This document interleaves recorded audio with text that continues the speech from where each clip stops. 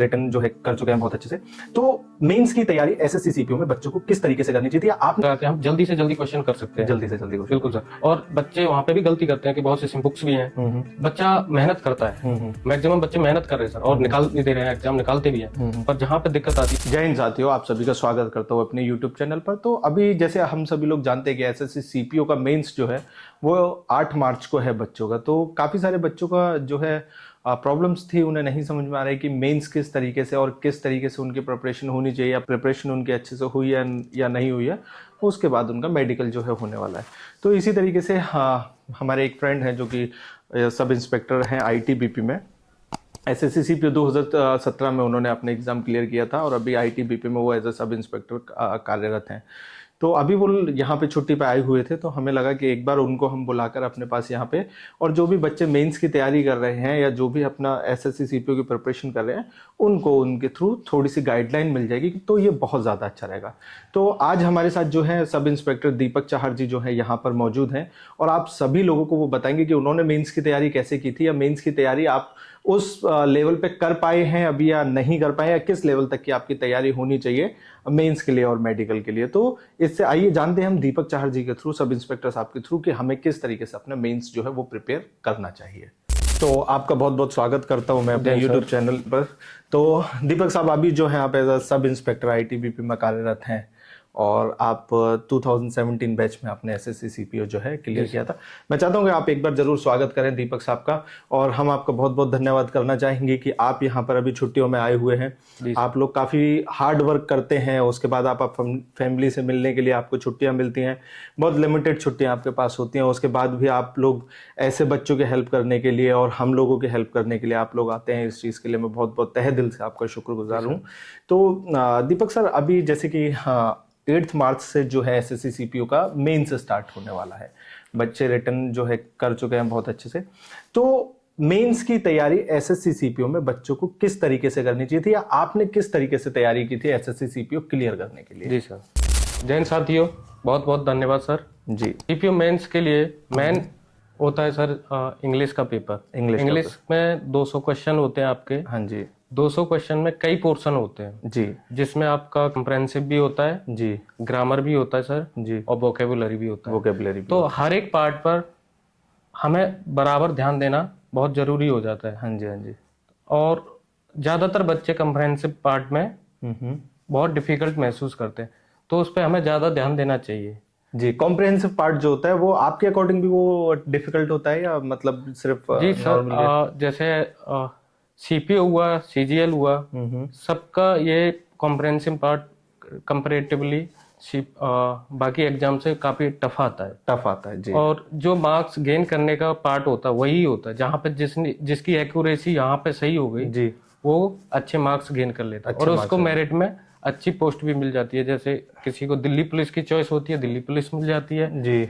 बाकी सीआईएसएफ है, आईटीबीपी है, उसी अकॉर्डिंग उनको अच्छे से पोस्ट मिल जाती उनको है। जो है फोर्सेस जो मिल जाती है। तो कॉम्प्रिहेंसिव पार्ट पर बहुत ज्यादा ध्यान बच्चों को देने की ज्यादा जरूरत है, और कॉम्प्रिहेंसिव पार्ट ही जो है मार्क्स स्कोर करने का एक बहुत अच्छा जरिया है जी।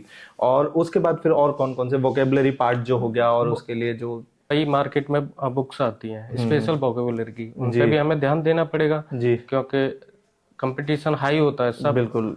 तो वहाँ पे गलतियां कम होती हैं, तो हमें एक्यूरेसी रखना पड़ेगा वहाँ पे। एक्यूरेसी रखना पड़ेगा जी सर। और इसके अलावा मेंस में सर क्या क्या होता है जिस पे बच्चे ध्यान दे सकते हैं? एरर स्पॉट जी, सबसे टफ पार्ट वो भी होता है, क्योंकि बच्चे को पता रहता है कि यहाँ पे एरर है, पर वो कंफ्यूज हो जाता है कि एरर कहाँ पे है। जी। 20 क्वेश्चन होते हैं सर उसके, तो 20 क्वेश्चन में हमें बिल्कुल एक दिमाग लगा के वहाँ पे देखना है हमें, जी, बिल्कुल कंसंट्रेशन करके जी, एरर को स्पॉट करना है और घबराना नहीं है वहाँ पे बिल्कुल भी। थोड़ा दिमाग ध्यान देना है, टाइम लेना है। टाइम भी इतना नहीं लेना कि हम बाकी क्वेश्चंस को छोड़ दें। बिल्कुल 200 क्वेश्चन होते हैं सर, 200 क्वेश्चन 2 घंटे के होते हैं जी। तो बाकी सब में हमें स्पीड भी रखनी होती है जी, अपनी कंसिस्टेंसी भी बनाए रखनी होती है उसमें, और टाइम का भी ध्यान देना होता है। टाइम का भी ध्यान देना पड़ता है। तो इन सब की प्रिपरेशन जो आपने की थी दीपक साहब, आपने कहाँ से प्रिपरेशन इन सब चीजों की थी आपने 2017 में जब आपने एग्जाम दिया था? सर मैंने ज़्यादातर बुक्स तैयारी करी थी, बाकी मैंने कुछ टीचर्स यूट्यूब से भी सर्च किए थे, बहुत सारे हैं टीचर्स जिनका अच्छा कंटेंट मिलता है हमें यूट्यूब पर, जो यूट्यूब पर भी मिलता है। बाकी प्रीवियस ईयर के पेपर है जो सर, वो हमारे लिए बहुत क्रूशियल होते हैं। जितने भी प्रीवियस ईयर के 10 साल के, 20 साल का, अगर कोई बच्चा 20 साल के भी लगाना चाहता है तो 20 साल के पुराने पेपर भी लगा सकता है। वो हमारे लिए अच्छे होते हैं, उससे हमारा स्कोर अच्छा गेन होता है। जी जी जी बिल्कुल।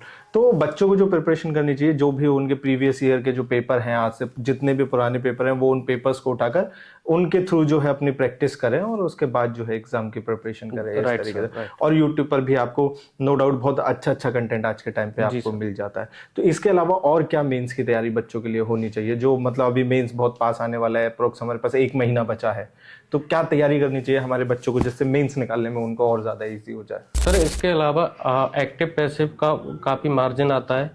एक्टिव पैसिव में 20 क्वेश्चन होते हैं, बहुत सिंपल आते हैं वो जी। थोड़ा सा ध्यान देने की जरूरत होती है। हाँ जी, हाँ जी। और स्पीड भी हमारी बहुत कम टाइम में भी हो जाते हैं। हाँ जी, तो हाँ उस पर अच्छा स्कोर करने के लिए वो पार्ट बहुत क्रूशियल हो जाता है जी।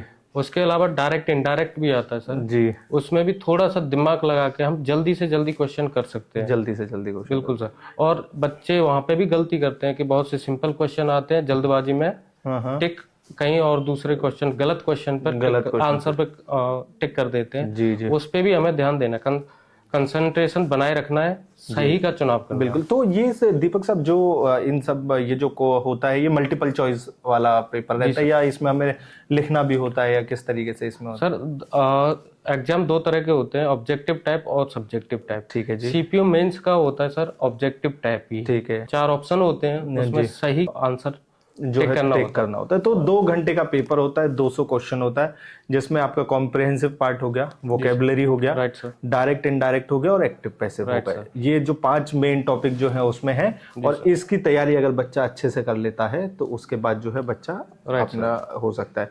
तो उसके बाद सर जब आपने मेंस दिया, मेंस के बाद आप सेलेक्ट हुए और आप गए मेडिकल के लिए। जी सर। तो मेडिकल प्रोसेस किस तरीके से था, कितना टफ मेडिकल प्रोसेस आपको लगा कि है, या किस तरीके से बच्चा अपने मेडिकल के लिए प्रिपेयर कर सकता है? सर आजकल क्या है कि सर यूट्यूब पे बहुत सारे टीचर्स मिल जाते हैं हमें, कई सारी बुक्स भी हैं। बच्चा मेहनत करता है, मैक्सिमम बच्चे मेहनत कर रहे हैं सर, और निकाल भी दे रहे हैं, एग्जाम निकालते भी हैं। पर जहाँ पे दिक्कत आती है वो मेडिकल है। जी सर, क्योंकि हम मेडिकल पे ध्यान नहीं देते। जी बिल्कुल। मेडिकल में अगर हमें पता हो, जैसे किसी को परमानेंट कोई डिजीज होती है, वो इसका अगर हमने चेकअप किया होता है तो उसका पता चल जाता है, जिससे हम तैयारी न करें। लेकिन कुछ बच्चों को होती है, पार्शियल होती है, जिसे ठीक भी किया जा सकता है। अगर हमने एग्जाम की तैयारी की है तो हमें मेडिकल की भी तैयारी करना बहुत ही क्रूशियल हो जाता है, क्योंकि जैसे हम डायरेक्ट मेडिकल में जाते हैं तो बच्चे बहुत निकलते हैं सर। बिल्कुल। बहुत कम रेशियो होता है वहाँ पे बहुत कम सेलेक्ट करने का। अच्छा,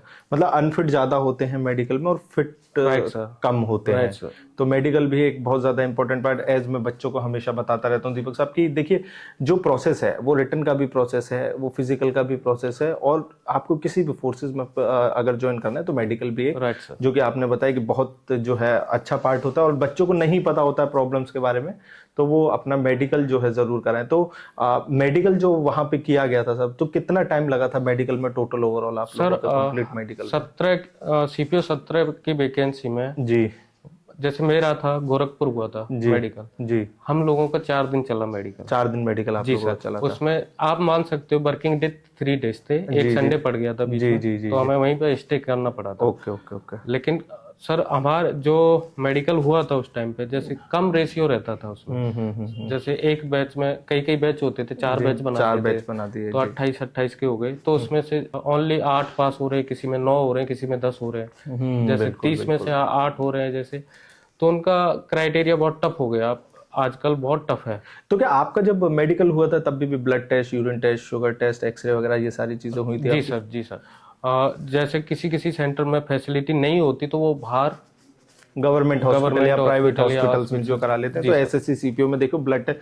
और सबसे अच्छी चीज मैं आपको बता दूं कि पहले क्या होता था बच्चों की, एसएससी जीडी में भी अब इस बार आपने देखा होगा कि कोई भी ऐसे जो 2-2, 3-3 मेरिट लिस्ट लगती थी, वो मेरिट लिस्ट नहीं लगाई गई। आपके फिजिकल के बाद डायरेक्ट आपका मेडिकल हो गया था, और जो टीम एसएससी जीडी का मेडिकल करती है वही टीम जो है एसएससी सीपीओ का भी मेडिकल करती है। डॉक्टर सेम ही होते हैं दोनों के लिए। तो इस बार जो है एसएससी जीडी का मेडिकल जो था वो बहुत ज्यादा टफ किया गया। तो उसके कंपेयर अगर हमें करें तो मुझे लगता है कि एसएससी सीपीओ का मेडिकल भी टफ होने वाला है इस बार। जैसे आपने बताया कि 2017 में भी टफ था, 28 में से 7-8 बच्चों को जो है लिया जाता था। तो 2017 में क्या आपने भी प्री मेडिकल कराया था सर? राइट सर, कराया था आपने? जी सर। जी सर।